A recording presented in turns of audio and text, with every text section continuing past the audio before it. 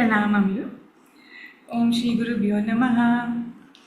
ఓంకారం బిందు సంయుక్తం నిత్యం ధ్యాయంతి యోగినః కామదం మోక్షదం చైవ ఓంకారాయ నమో నమః. సదాశివసమారంభాం వ్యాసశంకరమధ్యమాం అస్మదాచార్యపర్యంతాం వందే గురుపరంపరాం. శంకరం శంకరాచార్యం కేశవం బాదరాయణం సూత్రభాష్యకృతౌ వందే భగవంతౌ పునః పునః. ధ్యానమూలం గురోర్మూర్తిః పూజామూలం గురోపదం మంత్రమూలం గురోర్వాక్యం మోక్షమూలం గురుకృపా. హరి ఓం. ఓం భద్రం కర్ణేభిः శృణుయామదేవాः భద్రం పశ్యేమాక్షజత్రాः స్థిరైరంగైస్తుష్टुवागुंसस्तनूभिः व्यशेमदेवहितं यदायुः. स्वस्ति न इन्द्रो वृद्धश्रवाः स्वस्ति न पूषा विश्ववेदाः स्वस्ति नस्तार्क्ष्यो अरिष्टनेमिः स्वस्ति नो बृहस्पतिर्ददातु. ओम शांति शांति शांति. ओम भद्रं कर्णेभिः शृणुयाम देवाः भद्रं पश्येमाक्षभिर्यजत्राः स्थिरैरङ्गैस्तुष्टुवागुंसस्तनूभिः व्यशेम देवहितं यदायुः. स्वस्ति न इन्द्रो वृद्धश्रवाः स्वस्ति नः पूषा विश्ववेदाः स्वस्ति नस्तार्क्ष्यो अरिष्टनेमिः स्वस्ति नो बृहस्पतिर्दधातु. ओम शांति शांति शांति. ओम समस्त जन कल्याणे निरतं करुणामयं नमामि चिन्मयं देवं सद्गुरुं ब्रह्मविद्वरं सद्गुरुं ब्रह्मविद्वरं. श्रुतिस्मृतिपुराणानाम् आलयं करुणालयं నమామి భగవత్పాద శంకరం లోకశంకరం. నిన్న మనం ఆత్మరతి, క్రియావాన్, బ్రహ్మవిదాం వరిష్ఠ వీటి గురించి మనం చూసాం. ఆత్మజ్ఞానం పొందిన తర్వాత ఆత్మరతి ఆత్మక్రీడుగా ఉంటాడు. ఇది బ్రహ్మవేత్తలలో వరిష్ఠులైనటువంటి వాళ్ళు పొందేటువంటి స్థితి, అనుభవం. నిన్న మనం చూసాం. ఇప్పుడు ప్రస్తుతం రాబోయే మంత్రంలో పూర్ణమైనటువంటి జ్ఞానానికి, జ్ఞానం పొందడానికి సహకరించేటువంటి సాధనలు ఏమిటి అని ఆ సాధనల గురించి ప్రస్తావిస్తున్నారు వచ్చే మంత్రంలో. ఏమిటా సాధనలు అంటే, సత్యేన లభ్యస్తపసా హ్యేష ఆత్మా సమ్యక్ జ్ఞానేన బ్రహ్మచర్యేణ నిత్యం అంతఃశరీరే జ్యోతిర్మయో హి శుభ్రో యం పశ్యతి యతయః క్షీణదోషాః. సత్యేన లభ్యస్తపసా హ్యేష ఆత్మా సమ్యక్ జ్ఞానేన బ్రహ్మచర్యేణ నిత్యం అంతఃశరీరే జ్యోతిర్మయో హి శుభ్రో యం పశ్యతి యతయః క్షీణదోషాః. ఇక్కడ 4 సాధనలు చెప్పారు. సహకారీ సాధనలు, జ్ఞాన సహకారిణి. ఈ 4 సాధనలు ఏమిటో చూద్దాం. మొట్టమొదటిది సత్యేన లభ్య. సత్యము అంటే ఏమిటి? సత్యేన అనృత త్యాగేన మృషావదన త్యాగేన లభ్య ప్రాప్తవ్య. అంటే సత్యము.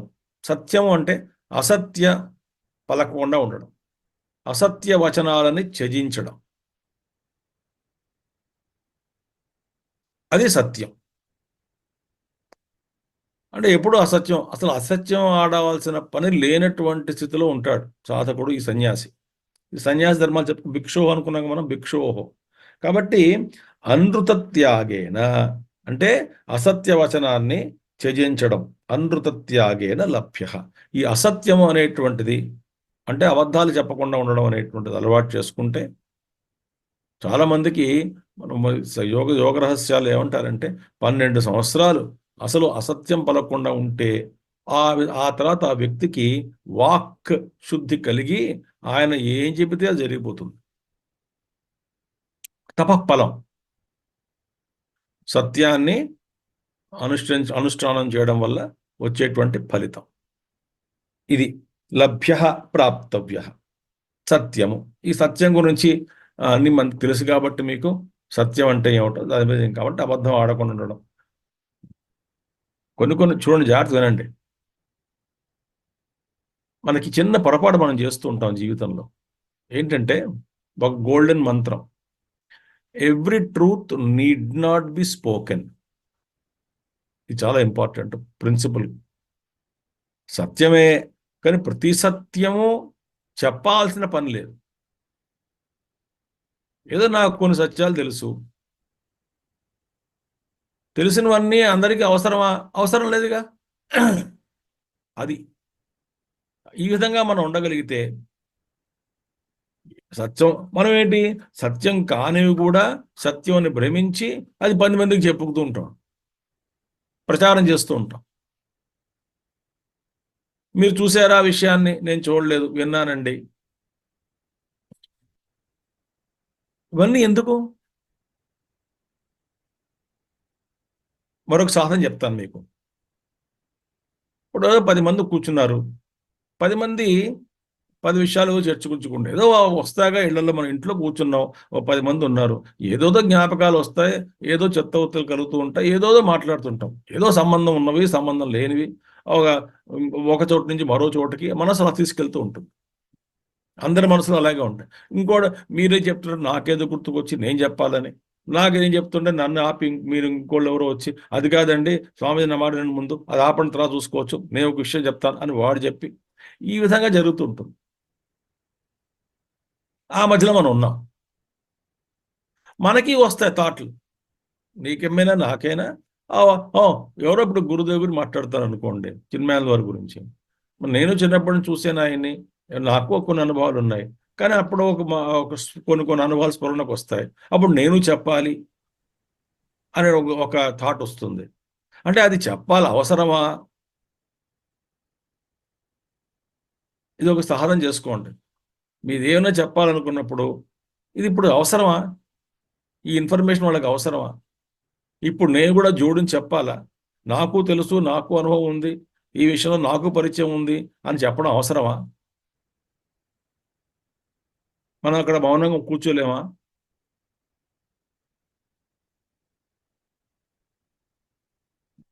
ఈ సాధన చేయండి కొంచెం. నేను చేస్తుంటాను. పూర్ణంగా అందులో బాగా నిష్ణాతత్వాన్ని సంపాదించాలి. నేను చేస్తుంటాను సాధన. ఎవరైతే మాట్లాడుతుంటారు అనుకోండి, నాకు అభిప్రాయాలు జోడించవచ్చు, దానికి ఆ అభిప్రాయాలు నేను కూడా చెప్పచ్చు, కానీ చెప్పను, వింటాను. ఎందుకంటే అప్పుడు చెప్పాల్సిన అవసరం లేదు అక్కడ. నా విషయాలు, నా అభిప్రాయాలు, మతం అంటే అభిప్రాయం, అవన్నీ జోడించాల్సినటువంటి అవసరం లేదు అక్కడ. సత్యమే, కొన్ని సత్యాలే కావచ్చు, కానీ వాళ్ళకి అనవసరం. కొన్ని సత్యాలు ఉన్నాయి, పెద్దవాళ్ళు సత్యాలు, చిన్నపిల్లలకి చెప్తామా? చెప్పం కదా. ఇవన్నీ కూడా అర్థం చేసుకోవాలి. ఇప్పుడే మనసులో ఈ ఈ మనకు ఈ అంతరంగ శక్తిని మనం కొంచెం ఆ లోపల అలాగా దుర్వినియోగం చేయకుండా ఉండగలుగుతాం. సత్యేన లభ్య. ఇంకా చాలా చెప్పుకోవచ్చు సత్యం గురించి మనం. సత్యం బ్రూయాత్, ప్రియం బ్రూయాత్, సత్యమపి అప్రియం న బ్రూయాత్ ఉన్న శ్లోకాలు ఉన్నాయి కదా. అందుచేత లబ్ధ. కించ తపసా, రెండవది తపస్సు.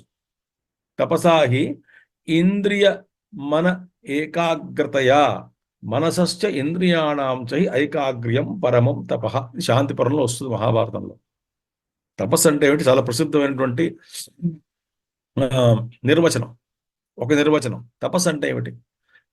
మనసశ్చ ఇంద్రియాణం చై, అంటే మనస్సు ఇంద్రియములు ఏకాగ్రతని పొందడమే తపస్సు. అంటే అది ఆ మనసు అలా పరిగెడుతూ ఉంటుంది. ఇంద్రియాలు పరిగెడుతుంటాయి. ఇవన్నీ ఒక లైన్లో తీసుకొచ్చి ఇంద్రియాలని, మనసుని సంఘటితం చేసి మనం దేని మీద కేంద్రీకృతం చేయాలనుకుంటున్నామో ఆ విషయం మీదనే కేంద్రీకృతం చేయగలిగితే ఇటు అటు పోకుండా దాని తపస్సు అన్నారు. అది తపస్సు అంటే మనస్సు ఇంద్రియములు ఏకాగ్రతం చేత సంపాదించేటువంటిదే తపస్సు. ఏకాగ్రత మీకు అందరికి తెలిసిన ఉదాహరణ కాన్వెక్స్ లెన్స్ ఉంటుంది. సూర్యకిరణాలు బాగా అన్ని చోట్ల వ్యాపించి ఉన్నాయి. అదే అద్దాన్ని పెట్టి అద్దం ద్వారా ఫోకస్ అయ్యి కాన్వెక్స్ లెన్స్ అవి బాగా కేంద్రీకృతం అయ్యి పేపర్ను కూడా దహింపజేస్తుంది. ఎవరికైనా ఒంటి మీద వేస్తే మండిపోతుంది ఒళ్ళు, బా అంటాం. చిన్నప్పుడు చేసేవాళ్ళం ఈ పెక్కి పనులు అన్నీ కూడాను. అద్దం పెట్టుకోవడం, ఇవ్వడం, దూరంగా వేయడం వెళ్ళగాను వాడు చక్కర్రం ఉంటుంది అక్కడ, అబ్బా అంటాడు. అది ఏకాగ్రత. ఇంకొకటి ఏంటంటే ఈ విషయంలో ఏకాగ్రతలో ఒక మంచి విషయం చెప్తాను, చిన్నపిల్లలకి చెప్తుంటాను నేను. అసలు ఏకాగ్రత అంటే ఏమిటి? పిల్లలకి కానీ యువతికి కానీ మనం అందరికీ తెలుసుకోవాలి ఏకాగ్రత అంటే ఏంటంటే చిత్తవృత్తులు ఒక వస్తువు వైపు కానీ ఒక దేని మీద కేంద్రీకృతం చేయడం. అది అందరికీ తెలుస్తుంది, సరిపోతుంది. కానీ ఉన్న ఒకటి ఏంటంటే important, as long as I wish అని జోడించాలి దానికి. అంటే ఒక గంట సేపు నేను చదువుకుంటున్నాను, ఈ గంట సేపు నా మనసు ఇంద్రియాలు పాఠ్యాంశం మీదనే ఉండాలి, గంట సేపు నేను చదువుతాను అని అనుకుని సంకల్పించిన వెంటనే గంట సేపు కూడా ప్రపంచాన్ని మర్చిపోగలిగితే మనసు ఇంద్రియాలు బుద్ధి అన్నీ కూడాను ఆ విషయం మీదనే కేంద్రీకృతం చేయడం జరిగితే మన సంకల్పానుసారం అది ఏకాగ్రత.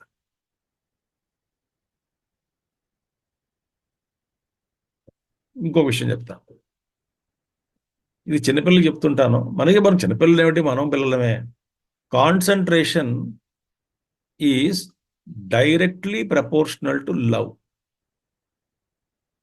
ఎక్కడ ధారణ కుదురుతుంది అంటే ఎక్కడైతే మనం ఏ వస్తువుని కానీ వ్యక్తిని కానీ పూర్ణంగా ప్రేమిస్తామో అక్కడ పూర్ణమైనటువంటి ఏకాగ్రత సహజంగా వచ్చి పడుతుంది.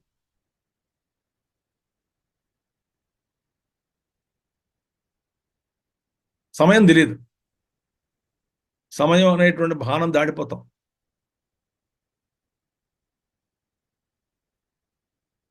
ఇంత సమయం అయిందా అనిపిస్తుంది. 6 గంటలు కూర్చుంటాం, 8 గంటలు కూర్చుంటాం, సత్సంగంలో కానీ కచేరీల్లో కానీ లేదా ఏదో చర్చాంశంలో కానీ. అన్నిటికన్నా ముఖ్యం పేకాట. సరదాగా కొన్ని ఇళ్లలో పేకాట ఆడుతుంటాం పండగల్లో, సరదాగా ఆడతారు. డబ్బులు ఉన్నా ఇదంతా ఒక కుటుంబం సరదాగా ఆడుకుంటారు. కానీ ఆ పండగ 3 రోజుల్లో ఈ పేకాట ఆడే కొంతమంది ఉంటారు మహానుభావులు, సరదాగాను. అది వ్యభిచారం లేకపోతే ఒక వ్యసనం ఇలాంటివి ఏమి లేవు అందులో. అది కేవలం పేకాటే, సరదాగా ఆడుకుంటారు ఇంట్లో. కానీ ఈ మగవాళ్ళందరూ ఆడుకుంటూ కూర్చుంటారు. ఈ ఆడవాళ్ళకి పాపం 3 రోజులు పండగ, 3 రోజులు సంక్రాంతి వచ్చింది అనుకోండి, భోగి, సంక్రాంతి, కనుమ, కొన్ని ఇళ్లలో చూశాను. వాళ్ళు ఏం చేస్తారు, ఈ ఆడుతుకుంటుంటారు. వాళ్ళకి గంటలు గంటలు గడిచిపోతాయి, లేవరుగా 2 గంటలు పడుకుంటారు 3 రోజులు, మళ్ళీ వేస్తారు, స్నానం చేస్తారు, మళ్ళీ టగడగా వచ్చేస్తారు. వెయ్యి ఆట వేయి, నెక్స్ట్ వేయి, ఎవరికి వచ్చింది, ఎంత వచ్చింది. వీళ్ళకి ఇదేమిటి టైం దాటిపోతుంది. ఎందుకని అంత కాన్సన్ట్రేషన్లో కూడాను. ఎందుకని ఆడతాం, సరదాగా అందరం కలిసాం. మళ్ళీ రాగద్వేషాలు లేవు అందులో. అంటే ఈ మామూలుగా జూదం ఆడుతున్నాం వ్యక్తులతో అంటే దానిలో రాగము, కోపము, తర్వాత వాడిని చంపేద్దాం, వీడిని ఓడిద్దాం, వాడి డబ్బులు పక్కొట్టదు, ఇలాంటివి ఉండవు. సరదాగా ఆడుకుంటున్నాం ఇంట్లో అందరూను. కానీ మనసు ఆ లవ్ కాబట్టి concentration is direct proportional to love. అది బ్యాకార్డ్ లవ్ చేస్తాను కాబట్టి అసలు కాన్సన్ట్రేషన్ వచ్చి పడుతుంది. ఇంకో విషయం తపస్సు గురించి చెప్తున్నాను నేను, ఐఎమ్ నాట్ డివియేటింగ్ టాపిక్. మరి అలాంటి ఏకాగ్రత ఎలా సంపాదించాలంటే అసలు ప్రేమ కుదరాలి. ప్రేమ ఎలా కుదురుతుంది? గురువు మీద కానీ, శాస్త్రం మీద కానీ, భగవంతుడి మీద కానీ ప్రేమ కుదరాలి అంటే ఏమిటి? ఏం చేయాలి మరి? హౌ టు లవ్ అంటే, అందుకే ఇక్కడ ఏమన్నారు పెద్దవాళ్ళు, వ్యాసులు వారు వీళ్ళందరూ కూడాను, లీలలు అంటే గ్లోరీస్, విభూతులు. ఆ గురువు గారి గురించి మనం తెలుసుకుంటే ఇంత గొప్పవాడా అనే ప్రేమ కలుగుతుంది. ఓ అసలు చాలా మంది చెప్పారు నాకు, స్వామీజీ నేను పెళ్లి చేసుకున్నప్పుడు మా ఆవిడ ఎంత మంచిదాలు, ఎంత శుద్ధంగా అనుకోలేదు, ఏదో అనుకున్నాను, కానీ ఆవిడని చూస్తేనండి చిరు దండం పెట్టాలి మా ఆవిడకి.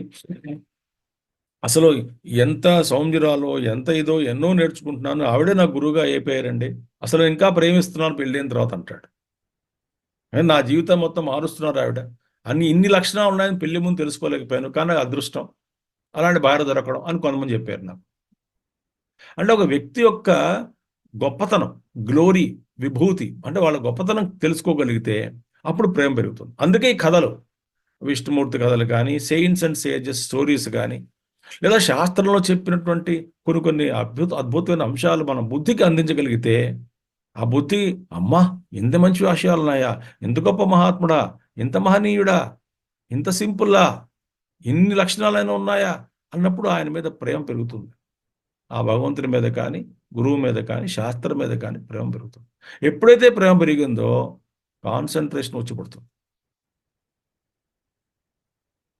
ఎప్పుడైతే కాన్సన్ట్రేషన్ మన సంకల్పానుసారంగా మనం చేసుకుంటామో, ఇప్పుడు గంట సేపు మాట్లాడుతున్నాను, ఈ గంట సేపు నాకు వేరే వృత్తిలో ఉండవుగా, శాస్త్రమే చెప్పుకుంటున్నాం. మీ మనసు సరిగ్గా వినగలిగితే గంట సేపు తపస్సే, లేదా తపస్సు కాదు. మంచి మంచి విషయాలు ఇవన్నీ కూడా. తపస్సుకి తితిక్షగా మనం ఎప్పుడు చెప్పాను మరి మీ క్లాసులో, నేను చెప్పినట్టు గుర్తు నాకు. తపస్సుకి తితిక్షకి తేడా ఏమిటి? తితిక్ష, తపస్సు రెండు ఒకలా కనిపిస్తాయి, కానీ రెండుగా. తితిక్ష అంటే ఫర్బేరెన్స్, భరించడం, సహనశీలత. తపస్సు వేరు. ఇప్పుడు తపస్సును వాలంటరీగా అంటే ఏమిటి? ఇప్పుడు తితిక్ష ఉంది అంటే మనకి ఏదో ఓ రోజు భోజనం దొరకలేదు, అదే ఉదాహరణ చెప్పాను మీకు మొన్నప్పుడు, చిన్న సింపుల్ ఉదాహరణ.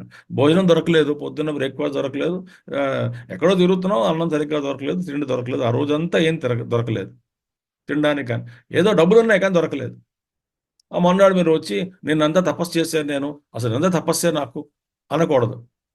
అది తపస్సు కాదు, అది తితిక్ష కూడా కాదు. మనం కంప్లైంట్ చేస్తున్నాం కాబట్టి, ఏడుస్తున్నాం కాబట్టి. అలా కంప్లైంట్ చేయకుండా సరే వాళ్ళ భోజనం దొరకలేదు, దీన్ని కొంచెం భరిద్దాం, ఆకలిని భరిద్దాం అని కామ్గా ఆకలి భరిస్తూ ఏదో నీళ్లు తాగుతూ ఆ రోజంతా గడిపి మొన్నాడు ఉదయం లేచిన తర్వాత నేనంతా తితిక్షానండి, నాకు నేను అన్నం లేదు, దొరకలేదు, తినాలని కోరుకుంది, దొరికితే తింటాను తినేవాడిని, దొరకలేదు కాబట్టి నిన్న తితిక్ష అయింది. అన్నం ఉండి అందరూ శుభ్రంగా పంచపక్ష పర్వాలతో వండుకుని తింటున్నారు అందరూ. ఆ రోజు నాకు సోమవారంనో, శనివారంనో, మంగళవారం ఏదో ఒక వ్రతం, అంటే ఎవరి వారం తినను, కానీ అందరూ భోజనం చేస్తున్నారు, నేను మటుకు భోజనం చేయను. అన్ని పదార్థాలు ఉన్నప్పటికీ కూడా లోపల ఎటువంటి తెలుగులో అచ్చదులు ద్రాపిరిగుంటదనం ఉంటాం. అంటే ఏంటంటే ఏదో ఒక తినేద్దాం అనేటువంటి కోరిక, తపన, తాపత్రయం లేకుండా మనసు ప్రశాంతంగా ఉంటూ, అన్ని పదార్థాలు ఉన్నప్పటికీ, చూస్తున్నప్పటికీ, వాసన ముక్కు ద్వారా కలుగుతున్నప్పటికీ, లొట్టలేసుకుంటూ తింటున్న శబ్దాలు చెవిలో పడినప్పటికీ కూడాను మనసు నిశ్చలంగా ఉండగలిగితే తపస్సు. అంటే ఏమిటి తపస్సు? ఏమైంది? అన్నీ ఉన్నప్పుడు అన్నీ ఉండి చదించడం అనేటువంటిది. త్యజించి దాని మనసు దాని ఎందు లేకుండా నేను లక్షించినటువంటి ఒక పదార్థం మీద కానీ, ఒక వస్తువు మీద కానీ, లేకపోతే నా విద్యాభ్యాసం మీద కానీ, లక్ష్యం మీద కానీ కేంద్రీకరణ చేయగలిగితే ఆ స్థితి తపస్సు అయింది. ఈ తపస్సుకేను కాబట్టి అది ఏకాగ్రత అని చెప్పి ఒక మాట చెప్పేస్తారు వాళ్ళు పెద్దవాళ్ళు, మనం బాగా మంత్రం చేసుకోవాలి. ఈ ఇంద్రియాలు, మనసు ఏకాగ్రత జరిగితే తపస్సు. ఎప్పుడు జరుగుతుంది ఏకాగ్రత అంటే ఇన్ని విషయాలు జరగాలి, ప్రేమ ఉండాలి అని ఇత్యాది చెప్పినవన్నీ. ఇది స్మరణాత్. తద్హి అనుకూలం ఆత్మదర్శన అభిముఖీ భవాత్. ఆత్మదర్శనానికి అభిముఖంగా ఉంది కాబట్టి, అంటే ఆత్మదర్శనం వైపు తపస్సు అనేటువంటి తిరిగి మన అక్కడ తీసుకెళ్తుంది కాబట్టి, అభిముఖంగా ఉంది కాబట్టి, అనుకూలంగా ఉంది కాబట్టి, అభిముఖం అని అభిముఖాత్ ఆత్మదర్శన అభిముఖీ భావాత్ పరమం సాధనం తపః. అందుకే తపస్సు అనేటువంటిది ఉత్కృష్టమైనటువంటి పరమ సాధనం, అది తపస్సు. అందుకే మన సద్గురు శివానందమూర్తి గారు ఎప్పుడు మాతో ఎప్పుడు మాకు చెప్తూ ఉండేవారు, ఆయన దగ్గర మేము దగ్గర సుమారు 20 సంవత్సరాలు ఆయన దగ్గర ఉన్నాం. 20 18 సంవత్సరాలు ఉండడం అంటే అలా ఉండడం కదా, కలవడం, మాట్లాడడం, సత్సంగం చేసుకోవడం, ఆయన ఎన్నో విషయాలు ఆయన అంటూ ఉండేవారు. ఆయన తపస్సు అంటే ఏం లేదు, మన ఆర్ష సంపద అంతా తపస్సే కదా నాయన అంటూ ఉండేవారు. అసలు అందరికి తపస్సే. మన అసలు భారతదేశంలో పూర్వం మనకి ఇచ్చినటువంటిది ఏమిటంటే తపస్సే. తపస్సే మన ధరోహరం. అంటే మన యొక్క పరంపరంగా తెప్పించుకున్నటువంటిది ఏమిటి, ఋషుల దగ్గర నుంచి మన పూర్వీకుల నుంచి మనం సంతరించుకున్నటువంటిది ఏమిటి అంటే తపస్సేట. అంటే తపస్సు అంటే తపో విధానం. అన్నిటికీ ఏం సాధించాలో తపస్సే. అగస్త్యుల వారి చేరు చదవండి, ఆయన తపస్సు చేశాడు. ఆయన వాళ్ళ భార్య అడిగింది పాపం, నాకు భవనాలు కట్టుకోవాలి, బంగారం కట్టుకోవాలి అంటే డబ్బులు, తపస్సుకి సంపన్నుడే. ఆయన వినియోగించడు. ఎక్కడ వినియోగం అక్కడ వినియోగిస్తాడు. అంటే తపసా, తపస్సే. ఇహలోక ఇహ సంపదలు కానీ, పరలోక సంపదములు కానీ, పరలోకం అంటే స్వర్గాది సంపదలు సంపాదించడం కానీ, బ్రహ్మలోకం వెళ్ళి అక్కడ సంపాదించడం కానీ, పూర్తిగా ఆత్మసాక్షాత్కారం కలిగించుకోవడానికి కానీ, అన్నిటికీ మనకి ఋషులు ఇచ్చినటువంటిది ఆర్ష సాంప్రదాయం ఏమిటి అంటే తపస్సే. తపస్సు చేసుకో. తపస్సు ద్వారా పొందలేనటువంటిది ఏదీ లేదు సుమా. నీకేం కావాలి తపస్సు చేయి. అపరమైన పరమైన తపస్సే. అందుచేత అదే అభిముఖం. అసలు దీన్ని ఆత్మజ్ఞానానికే కాదు, దేనికైనా తపస్సు చేయాలి. కాబట్టి అంటే ఆత్మదర్శన అభిముఖీ భావ, అసలు పూర్ణమైనటువంటి తపస్సు నిష్కామంగా ఉండడం. అంటే ప్రపంచం మీద ఎటువంటి కోరికలు లేనటువంటి తపస్సు ఏదైతే ఉన్నదో ఆ తపస్సు బ్రహ్మ వైపు తిరిగి ఉంటుంది. కాబట్టి ఆ పూర్ణంగా ఆ తపస్సు అనేటువంటి చేయడం వల్లనే ఆ బ్రహ్మానుభూతి కలుగుతుంది. పరమం సాధనం తప. అంటే సాధనాలు అన్నింటిలో ఉత్కృష్టమైనటువంటిది, పరమమైనటువంటి సాధనం ఏమిటి అంటే తపస్సే. నా ఇతరాత చాంద్రాయణాది. ఈ చాంద్రాయణ వ్రతాలు ఉంటాయి కదా, చాంద్రాయణం, పౌర్ణమాసం, ఇలాంటి వ్రతాలు ఉంటాయి. ఇవన్నీ కూడా కర్మకాండాలు. అమావాస్య చేసే వ్రతం, ఇది చంద్రాయణ వ్రతం, ఇలాంటి వ్రతాలన్నీ ఉంటాయి. ఈ కర్మకాండలు, అగ్నిహోత్రాది కర్మలు చేస్తూ ఉంటారు. ఈ వీటి వల్ల రాదు అని చెప్పేసాడు ఆయన. నాతో చాంద్ర ఇతర చాంద్రాయణాది. సరే, అంతేగాని ఈ చాంద్రాయణ అనేటువంటి మొదలైన తపస్సులు ఇక్కడ పనికిరావు, అన్వయించవు అని అర్థం. నా ఇతర చాంద్రాయణాది.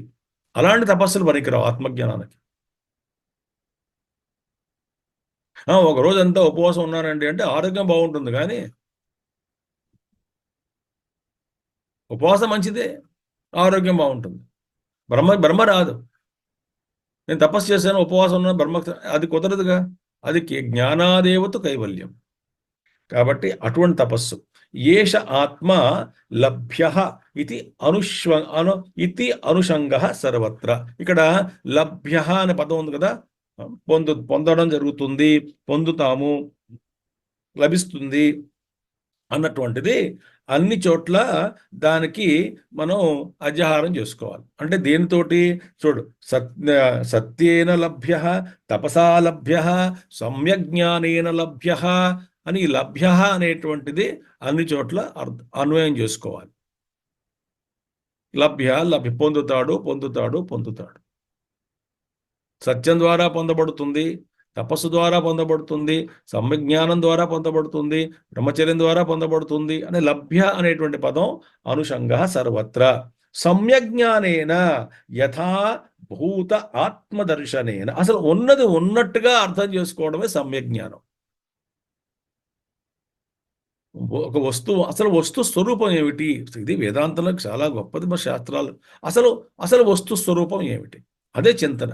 అసలు మనకు చూస్తున్నటువంటి జగత్తుగా ఉన్నదా? నామరూపాలు కనబడుతున్నాయి, అవి యథార్థ స్వరూపమా? అసలు ఈ కనబడుతున్నటువంటి నామరూపాలే మిథ్య కదా. దాని మీద ఇంకా మనం కొన్ని ఆరోపించుకొని ఈ వస్తువులు, కనబడుతున్నటువంటి వస్తువులనే మరో విధంగా చూసుకుంటూ సైకలాజికల్గా, మానసికంగా మరో ఇతరమైనటువంటి భావాలు ఆరోపించుకోవడము. ఒకప్పుడు స్థూలంగా ఏదో ఒక తాడు పాముగా కనబడినప్పుడు కనబడుతున్నట్టుగా ఒక వస్తువును చూసి మరో వస్తువుగా భ్రమించడం. అసలు ఈ స్వరూపం ఏమిటి? అసలు ఈ వస్తువు స్వరూపం ఏమిటని ఆలోచించాలి. కొంచెం తపస్సు చేస్తే, తపస్సు అంటే ఆలోచన, ఆలోచన బాగా చూడండి. నాకైతే ఆశ్చర్యం వేస్తుంది. ఏమిటి ఆశ్చర్యం అంటే, భూమి మీద మీ కనబడుతున్న ఇన్ని రంగులు ఏవైతే ఉన్నాయో, ఈ రంగులన్నీ ఒక తత్వం నుంచి వచ్చినటువంటివే కదా. భూమి ఒకటే మట్టి. ఈ మట్టిలోనే ఇన్ని రంగులు, ఇన్ని హంగులు. చెట్టు రాయి కాదు, అన్ని భూమి నుంచి వచ్చే పదార్థం నుంచి వచ్చింది కదా. కానీ ఇంత వ్యత్యాసమా? ఇన్ని రంగుల, ఇన్ని రకాల పదార్థాల. కొంచెం అంటే ఆ కొంచెం సాధన అంటే ఆ యొక్క ఆలోచన చేస్తుంటే కొంచెం ఆశ్చర్యం వేస్తుంది. ఇంత వైవిధ్యం ఇందులోనే ఉన్నది. మరి అసలు దీని స్వరూపం ఏమిటి? సైంటిఫిక్గా కూడా ఏమంటారంటే, no one has seen any object అన్నాడు ఆయన. ఏ వస్తువు కూడా ఉన్న వస్తువుగా ఎవరికి కనబడదుట. ఎవరూ ప్రపంచాన్ని చూడలేదన్నాడు ఒకతను. No one has seen the world. ఎందుకని? ఉన్నది ఉన్నట్టుగా కనబడదు. ఎందుకని? There is slight difference of perception between two people because of their colour blindness అన్నాడు ఆయన. ఏదో ఒకటే వస్తువుని ఇద్దరు వ్యక్తులు సరిగ్గా ఆరోగ్యంగా ఉన్న వ్యక్తులు చూస్తున్నప్పటికీ కూడా కొద్దిగా రంగుల్లోనూ హంగుల్లోనూ కొద్ది తేడాలు ఉంటాయన్నాడు. చాలా సూక్ష్మమైనటువంటి తేడాలు ఉంటాయి అందులో. వాళ్ళిద్దరూ ఒక వస్తువును చూస్తున్నప్పటికీ, ఒకే వస్తువును చూస్తున్నామని అనుకుంటున్నప్పటికీ, ఇది ఎరిపోయి ఆయన ఎరిపడ్డాడు, వీడిని ఎరిపోయి అంటాడు. అయినప్పటికీ కూడా ఏదో కొద్దిగా వ్యత్యాసం ఉంటుంది. కాబట్టి ప్రపంచాన్ని ఎవరూ చూడలేదన్నాడు. ఎందుకని ఎవరు చూస్తున్నా they are conditioned by their own eyes. కాబట్టి యథార్థ స్వరూప జ్ఞానం అంటే అసలు అసలు ఉన్నదట్టుగా తెలుసుకోవడం అనేటువంటిది. అది స్వరూప జ్ఞానం, అది సమ్యక్ జ్ఞానం. యథాభూత ఆత్మదర్శనేన అసలు అసలు ఉన్నది ఉన్నట్టుగా ఆ జ్ఞానాన్ని పొందడం అనేటువంటి అంటే సరైనటువంటి ఆత్మజ్ఞానం. ఇప్పుడు ఆత్మ అంటే ఏమిటి? ఆధారం అని, లోపల అని, నేను అనేటువంటి భావన అని వస్తుంది. ఆత్మకు చాలా అర్థాలు ఉన్నాయి. కానీ అందులో శుద్ధమైన ఆత్మ ఏది? అసలు ఆత్మ ఏది? ఎందుకంటే కొన్ని చోట్ల మనసును కూడా ఆత్మను అంటాం. ఆత్మశుద్ధి అంటే ఇక మనశ్శుద్ధి. ఆత్మశుద్ధి ఏమిటి? ఆత్మశుద్ధమే కదా. ఇక్కడ ఆత్మ అంటే మనస్సు.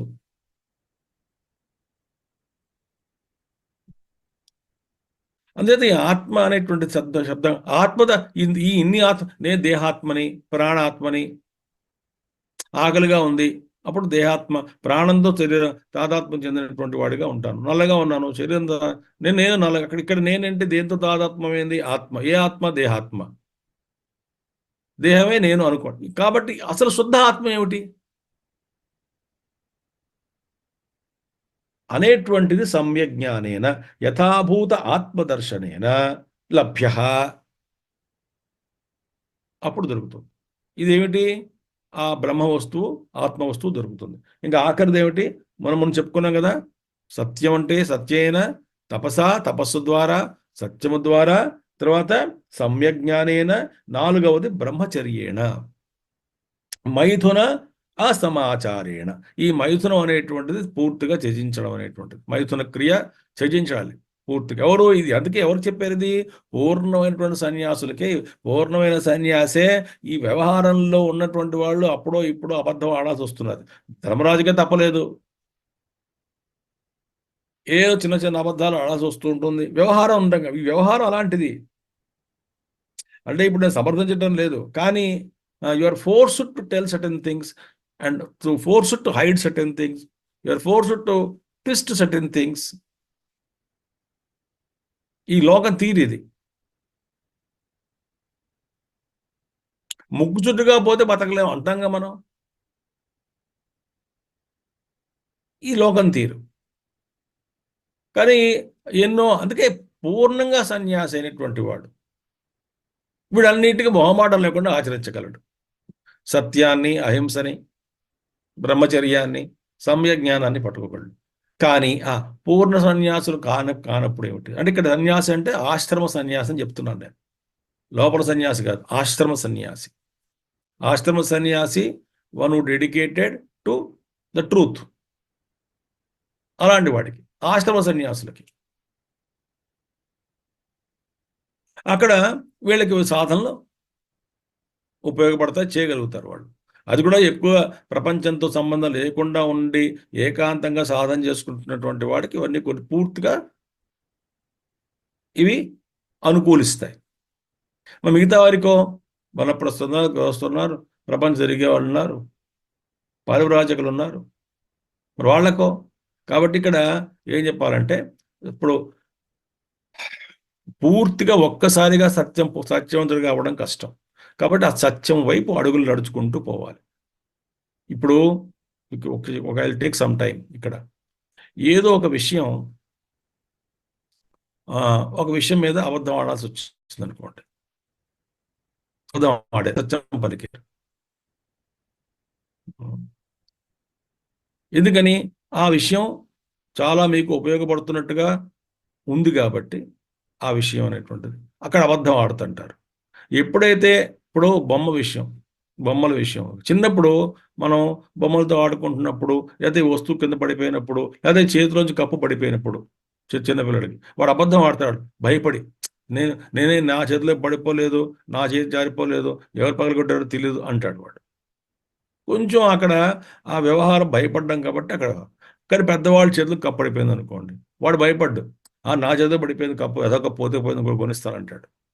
అక్కడ అబద్ధం అంటే ఏమిటి? అది చాలా ఆ పరిస్థితి, ఆ కప్పు పడిపోవడం అనేటువంటిది చాలా, అక్కడ అబద్ధం ఆడాల్సిన అవసరం లేదు. ఎందుకని? వాటి యందు వీటికి అభిరుచి లేదు. ఇలాంటి అక్కడ సత్యం పలకాల్సినటువంటిది ఉంది, కానీ అసత్యం పలకాల్సిన అవసరం లేదు. కాబట్టి వాడికి భయపడ్డు కాబట్టి సత్యం పలుకుతాడు. ఇలాగా మనం ఏంటి, మనం ఎదుగుతున్న కొద్దీ ఏ ఇదే విషయంలో 5 ఏళ్ల క్రితం అబద్ధం ఆడేవాడిని, ఇప్పుడు అబద్ధం ఆడడం ఎందుకు అని తెలుస్తుంది. అలాగా సత్యంని పలికేటువంటి వ్యవహారం వస్తుంది పెరుగుతూ వస్తుంది. అంటే ఆ మాటికి అబద్ధాలు ఆడాల్సిన అవసరం లేదు. నేను ఇప్పుడు డయాబెటిక్ పేషెంట్ ఏదో అబద్ధం ఆడుతుంటాడు, తినలేదు అంటాడు స్వీట్. కొంతకాలంగా ఏమనుకుంటాడంటే, నేను ఇప్పుడు భయపడ్డం ఎందుకు, నేను తిన్నాను చెప్తే సరిపోయాం కదా, తర్వాత ఇంకోటి ఏదో వాకింగ్ చేయడమో, అదే జాగ్రత్తగా 10 రోజులు ఉండడం ఏదో చేసుకుంటాను, ఇంత వాటికి అబద్ధం ఆడాల్సిన అవసరం ఉందా అని చెప్పి వాడు ఏమనుకుంటాడు, నేను ఆకలేసింది, మీరందరూ లేనప్పుడు ఒక గులాబ్ జామ్ తిన్నాను అంటాడు, రసగుల్లా తిన్నాను అంటాడు, మైసూర్ తిన్నాను అంటాడు. అక్కడ అబద్ధం ఆడాల్సిన అవసరం లేదు. తిన్నాను, నా కోసం తిన్నాను, మళ్ళీ జాగ్రత్తగా ఉంటాను అది పెద్దగా it's not a subject of, it's a topic of పెద్ద డిస్కషను, అందులో అసత్యం అన్న అవసరం లేదు. అలాగా ఈ వ్యవహారంలో చాలా మటుకు మనకి ఈ అసత్యం పలికేటువంటి జోన్ అంతా పోతుంది.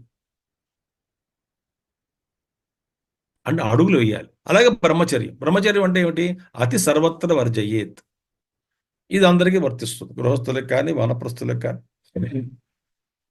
గురుదేవులు అంటుంటే చిన్న పుస్తకాల్లో, too much listening to radio is also breaking the ఓ బ్రహ్మచర్య. ఎక్కువగా రేడియో వినడం బ్రహ్మచర్య వ్రతానికి భంగం, ఎక్కువగా టీవీ చూడడం బ్రహ్మచర్య వ్రతానికి భంగం. ఏదో చూస్తారు 10 నిమిషాలు చూడండి, పోగా ఏదో చూడండి, లిమిట్లో ఉండాలి. అన్ని లిమిట్లో ఉండి దేనికి బానిసగా ఉండకపోతే అప్పుడు ఏమిటవుతుంది? మీరు బ్రహ్మచర్యలే. దేనికి బానిసత్వంగా లేకుండా అన్ని లిమిట్లో ఉంటూ ధర్మానుబద్ధంగా చేస్తే అవన్నీ కూడా అవి అంటవు, అవి కూడా బ్రహ్మచర్యమే. ఎవరికి? వీళ్ళకి. ఇంకా తర్వాత పూర్తిగా ఏకాగ్రతగా ఉన్నటువంటి వాడు, అసలు ఆ నిమగ్నమై ఉన్నాడు ఆ చైతన్యంలో, అలాంటి వాడికి ఇవన్నీ పూర్తిగా సాధన అవుతాయి. కాబట్టి ఎవరికి సాధన అంటే భిక్షువుకి ఇచ్చినటువంటి ఉన్నతమైనటువంటి సాధనలే. మిగతా వాళ్ళు అడుగులు వేయాలి వాటి వైపు, సత్యం మీద, సమ్యక్ జ్ఞానం మీద, తపస్సు మీద. తపస్సు పెంచుకుంటూ పోవాలి. బ్రహ్మచర్యం గురించి చెప్పారు.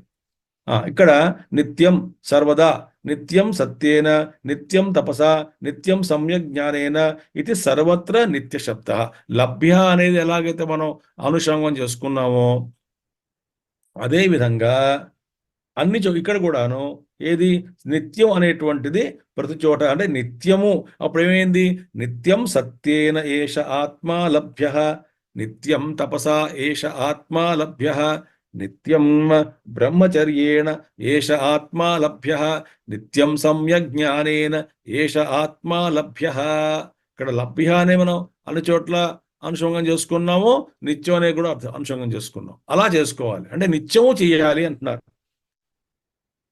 ఇది సర్వత్ర నిత్యశబ్ద అంత్యదీపికా న్యాయేన అనుషక్తవ్య. అంత్యదీపికా న్యాయం ఇక్కడ అంతర్దీపికా న్యాయం అని కూడా కొన్ని పాఠ్య పుస్తకాల్లో ఉంది. అంతర్దీపికా న్యాయం. ఇక్కడ అంత్యదీపిక. అంత్యదీపిక అంటే ఒక చోట ఒక పెద్ద వరుసగా 4 గదులు ఉన్నాయనుకోండి, ఆఖరి గదిలో పెట్టాం, ఈ మిగతా అన్ని గదుల్లోనూ లైట్ వస్తుంది. గుమ్మాల మధ్యలో ఉన్నాయి, ఆగ ఆ లైట్ కొద్దిగా ప్రసారం అవుతుంది, ఒక దూరం వెళితే అన్నా వెలుగుతుంది. లేదా అంతర్దీపిక, 2 గదులు ఉన్నాయి, మధ్యలో దీపం, గుమ్మం మీద దీపం వెలిగించాం, ఈ ఆ దీపం ఇక్కడికి వస్తుంది, అక్కడికి వస్తుంది. చిన్నప్పుడు ఇళ్లలో 40-50 ఇయర్స్ బ్యాక్ ఇదే చేసేవాళ్ళం. ఓ క్యాండిల్ ఎక్కడరా, గుమ్మం మీద పెట్టరా, పర్వాలేదు జాగ్రత్తగా ఉండండి, ఆ పెట్రోమాక్స్ లైట్ అక్కడ పెట్టు, ఇక్కడ అక్కడ పనికొస్తుంది. అదేవిధంగా అంత్యదీపికా నాయన అనుషక్తవ్య అంటే ఈ నిత్యం అనేటువంటిది అన్ని చోట్ల జోడించాలి, లభ్యాన్ని అన్ని చోట్ల జోడించాలి అని చెప్పారు. చెప్పిన తర్వాత వక్షతి చ, ఇంకా ముందుగా ఇవి కూడా చెప్తారు. ఏమిటది? నయేషు జిహ్మం అనృతం చ. ఇది ఇక్కడ ఇది ఈ ప్రశ్నమృతలో వస్తుంది. పూర్తి మంత్రం ఏంటంటే తేషామసౌ విరజో బ్రహ్మలోక నయేషు జిహ్మం అనృతం న మాయాచ ఇది. ఎవరికది? తేషాం అసౌ తేషాం విరజో అసౌ బ్రహ్మలోక. ఈ బ్రహ్మలోకం ఎవరికి? విరజులైనటువంటి వాళ్ళకి బ్రహ్మలోకం. విరజులు అంటే ఎటువంటి రజస్సు తమస్సు లేనటువంటి వాళ్ళు, శుద్ధ సత్వంగా ఉన్నటువంటి వాళ్ళు. రజో తమస్సు లేవంటే ఏమిటి? రాగద్వేషాలు లేనటువంటి వాళ్ళు. రాగద్వేషాలు లేవంటే ఏమిటి?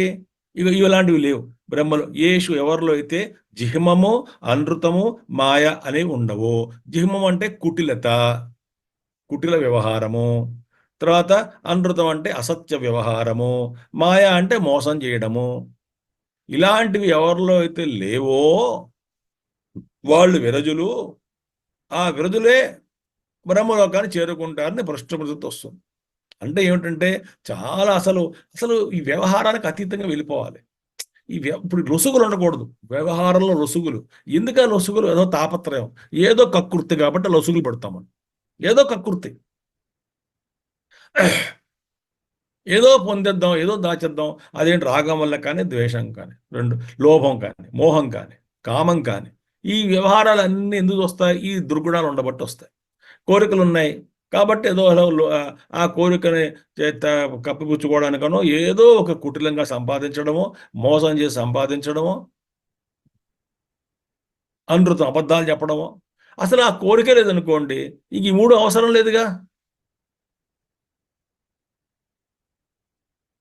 కాబట్టి ఇవన్నీ ఎందుకు వస్తాయి అంటే, ఎందుకు మనం చేస్తున్న ప్రపంచం అంతా ఇవి నిండిపోయి ఉన్నాయి. జిహ్మము, అనృతము, తర్వాత మూడవది మాయ. ఎందుకు మనం ఇలానే వ్యవహారం ఇలా ఉన్నది అంటే, ఏదో ఈ ప్రపంచంలో పొందేద్దాం, ఇది సత్యము, ఇది సత్యత్వము, నిత్యత్వము, సమచిత్తత్వం 3 ఉన్నాయి ఇందులో. సత్యత్వం అంటే ప్రపంచం సత్యము, నిత్యము అంటే శాశ్వతంగా ఉంటుంది. సమచిత్తత్వం అంటే నా చిత్తానికి ఇది ఈ వస్తువులు నాకు ఆనందాన్ని కలిగిస్తాయి అనేటువంటి భ్రమ. 3 భ్రమలే. ఈ 3 భ్రమల వల్ల వ్యవహారం పుట్టింది.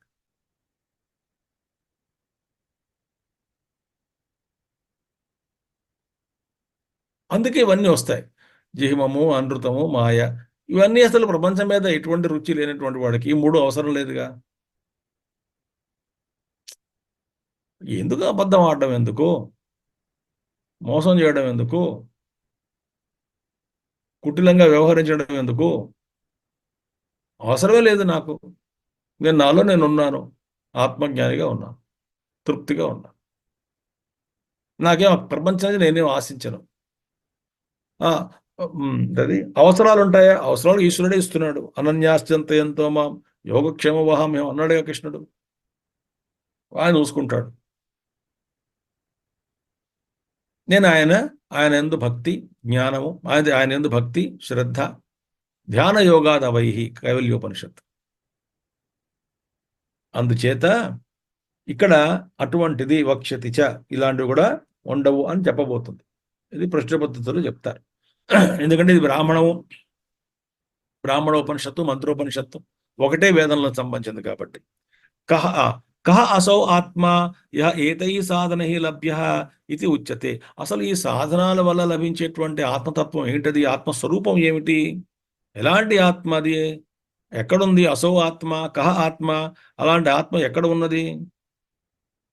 ఈ ఇక్కడ చెప్తున్నారు.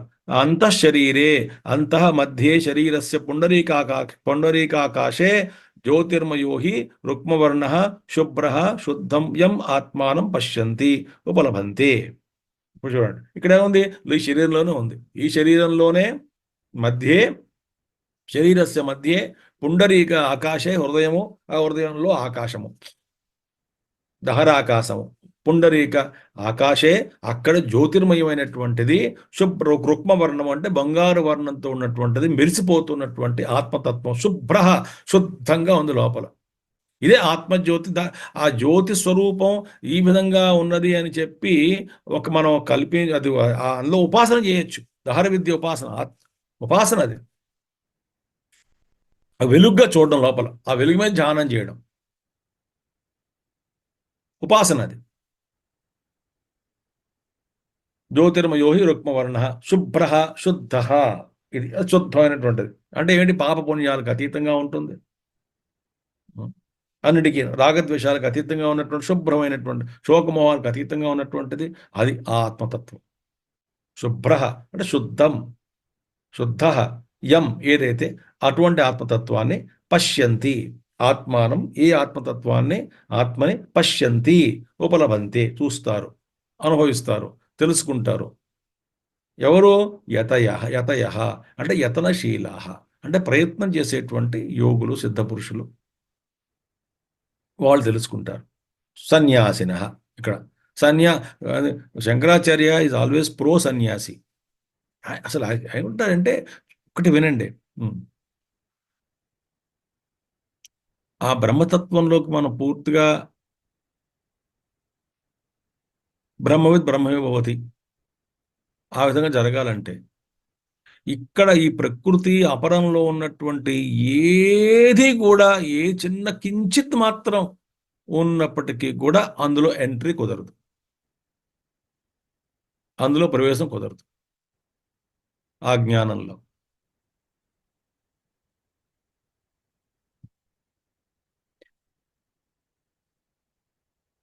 ఓ 80-90% శుద్ధంగా అయ్యానేవండి అంటే ఓకే, బ్రహ్మలోకంలోకి వెళ్ళిపో.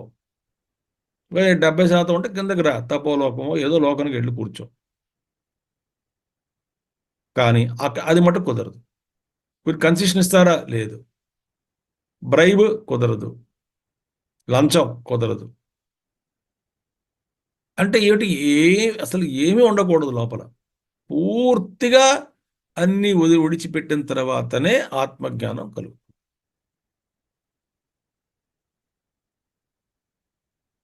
సన్యాసి అంటే లోపల, సన్యాసికి అందరూ అర్హులే, సన్యాస ఆశ్రమానికి అందరూ అర్హులు కాదు. కానీ సన్యాస ఆశ్రమం అనేటువంటిది స్వీకరించినటువంటి వాళ్ళకి ధ్యానం మీద కానీ, యోగం మీద కానీ ఎక్కువ సమయం, ఎక్కువ ధ్యానము, ఎక్కువ అసలు అకుంఠితమైనటువంటి దీక్షతో వాళ్ళు ముందుకు సాగగలరు. ఎందుకు? వాళ్ళతో వ్యవహారం అనేటువంటిది లేదు కాబట్టి, కేవలం బ్రహ్మచింతనే ఉంది కాబట్టి. మిగతా వాళ్ళకి అన్నీ ఒక అరగంట ధ్యానం చేస్తాడు, అందులో పాపం బోళ్ళు విషయాలు గుర్తుకొస్తూ ఉంటాయి. అయ్యో పాలవాడికి పంపించాలి, పాలు తోడు పెట్టాలి, బియ్యం ఆకు పెట్టాం, బియ్యం ఆర్డర్ అయ్యాలి, కూరలు తెప్పించుకోవాలి సాయంత్రం, ఇలాంటివన్నీ వస్తాయి పాపం థాట్స్ అన్ని కూడా.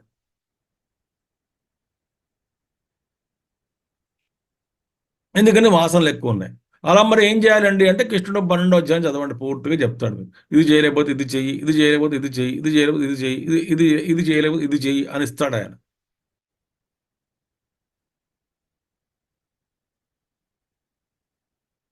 ఆ 5వ శ్లోకంలో నిర్గుణోపాసన ఇచ్చి 6, 7, 8, 9, 10, 9, 6, 7, 1, 9, 10, 9, 1, 11, 11, అలా ఇది చేయకపోతే ఇది, ఇది లేకపోతే ఇది, ఇది లేకపోతే ఇది చెప్పడం లేదు కావాలని ఇప్పుడు నేను ఆ శ్లోకాలన్నీ.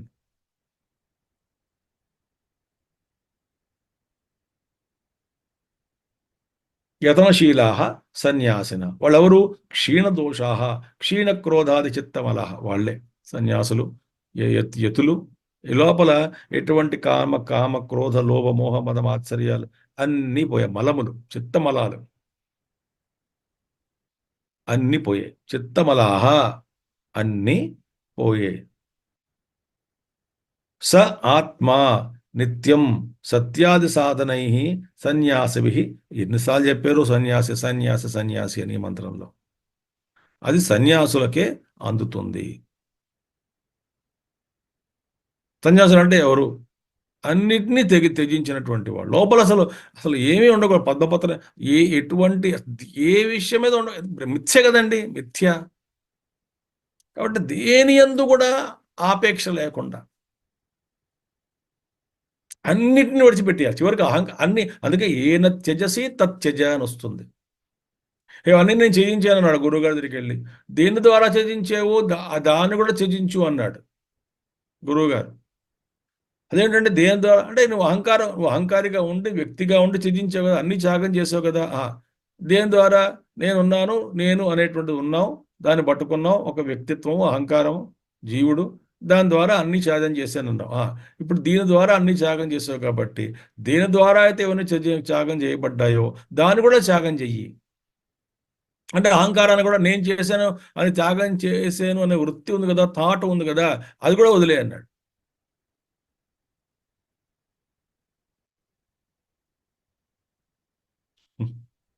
ఓ గురువుగారు అడిగారట, అరే నీళ్ళు పట్టరా గ్లాస్లో అని. వాడు నీళ్ళు పట్టుకొచ్చాడు. డ్రాప్ ఇట్ అన్నట్టు టిబెటన్ గురు, జెన్ మాస్టర్.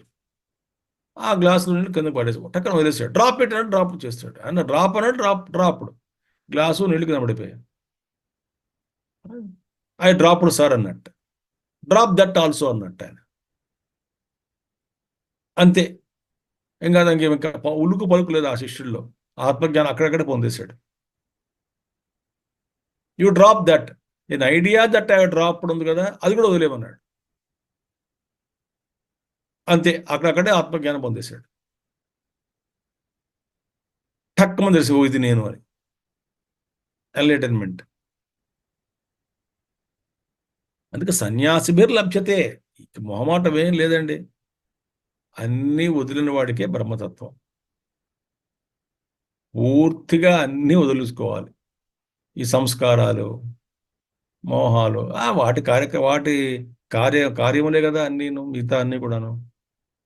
అంటే కోరికలు, మోహాలు, రాగద్వేషాలు అన్నీ వదిలేసి పూర్తిగా నగ్నంగా అవ్వాలి అక్కడ. అంటే చైతన్యం తప్ప ఇంకేం ఉండకూడదు. ఇవన్నీ వస్త్రాలు కదా, ఉపాధులు కదా, కవరింగ్స్ కదా, అన్నీ వదిలేస్తే అప్పుడు కానీ ఆత్మజ్ఞానం కుదరదు. సత్యాది సాధనై నిత్యము నిత్యము సత్యము, నిత్యము తపస్సు, నిత్యం బ్రహ్మచర్యము, నిత్యం సమ్యక్ జ్ఞానం, ఇలాంటి సాధన ద్వారా నిత్యం చేయాలి. సాధనై లభ్యతే నా కాదాచిత్ కై సత్యాదివి లభ్యతే. అప్పుడప్పుడు సత్యం పలుకుతానండి. ఆదివారం అది సోమవారం, వాళ్ళ మంగళవారం అబద్ధం ఆడకూడదు. నేను ఆంజనేయ స్వామి వ్రతం పెట్టుకుంటాను. అరే వాడతా అలా అప్పుడప్పుడు నిజం చెప్పేవాడు, అప్పుడప్పుడు తపస్సు చేసేటువంటి వాడు, అప్పుడప్పుడు సమ్యక్ జ్ఞానం కోసం ప్రయత్నం చేసేవాడు, అప్పుడప్పుడు బ్రహ్మచర్యాన్ని ఆచరించేటువంటి వాడు. కొన్ని దీక్షలు ఉన్నాయి. ఆ దీక్షల్లో వాళ్ళు మాంసాహారం తినరు, ఏదో కింద పడుకుంటా ఉంటారు. మొత్తం బాగానే ఉంది, చక్కగా రకరకాల దీక్షలు ఉన్నాయి. అన్నీ 40 రోజులు బాగానే చేస్తారు. ఆ 30 రోజులు, వారం రోజులు, 21 ఏదో చేస్తారు అంతే. ఆ మొన్నాడు ఇవన్నీ కూడా ఒక్కసారిగా మళ్ళీ పెళ్ళికి ఒక్కసారి అన్ని వచ్చి పడతాయి అంతఃకరణలు. మాంసాహారం మానేసాడు, అయిపోయిన వెంటనే మళ్ళీ నెక్స్ట్ డే తింటారు. అమ్మో నాకు 40 days అయింది తినలేదు. ఇవన్నీ ఏమిటి? అప్పుడప్పుడు చేసే తపస్సులు ఇవన్నీ కూడా. ఏదో సంస్కారం పడుతుంది. అసలు ఏది, ఏ వృత్తి కూడా పనికి రాకుండా పోదు కదా, ఏ ప్రయత్నం పనికి రాకుండా పోదు కదా, ఏ కర్మ పనికి రాకుండా పోదు కదా. ఏదో ఫలితం ఉంటుంది, నిందించక్కర్లేదు. కానీ అది పూర్ణం కాదు. అప్పుడప్పుడు చేసేటువంటి ద్వారా ఆత్మజ్ఞానం నీకు రాదు.